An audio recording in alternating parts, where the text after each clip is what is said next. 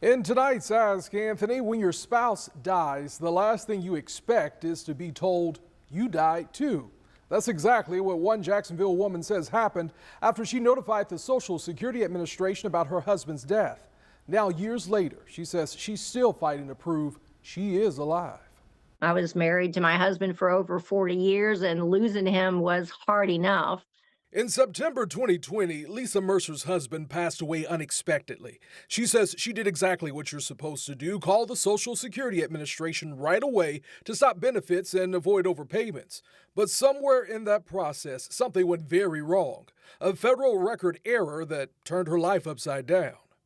Trying to get, the rest of his life bundled up that I needed to get things taken care of. And then in the midst of it all, I find out that I'm dead.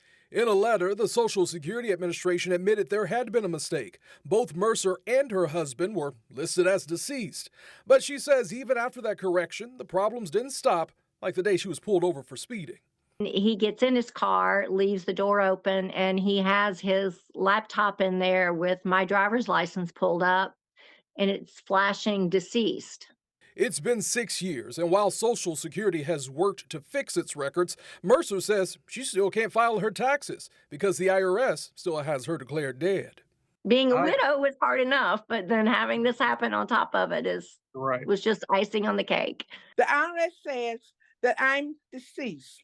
So they sent me papers to send in to prove that I'm alive. In 2023, Teresa Williams reached out to me with a similar problem. The Fleming Island woman couldn't get her tax refund because the IRS had her listed as deceased. I think when you work all these years and you go into retirement, you shouldn't have this problem, at my age especially. After I contacted the IRS, the 77-year-old received her refund. But Mercer worries her case isn't over. I just want to get my taxes current. I just want to know that I'm alive. According to Social Security, more than 3 million deaths are reported each year, and the system is highly accurate, with less than 1/3 of 1% reported incorrectly. But when you do the math, that still means thousands of people every year are mistakenly declared dead and left to prove they're still alive. You know what? What if one day I do want to buy a house? What if one day I want to go buy another car or something? Is this going to pop up again? It's going to always be there like a criminal record?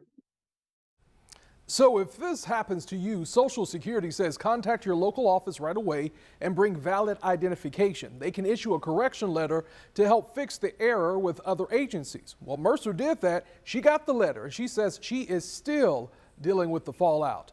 I reached out to the Social Security Administration for answers, and today a representative called Mercer to try to get this resolved. So we hope they do get this resolved for her. Remember, if you have a problem you just can't solve, you can always email me at askanthony@firstcoastnews.com.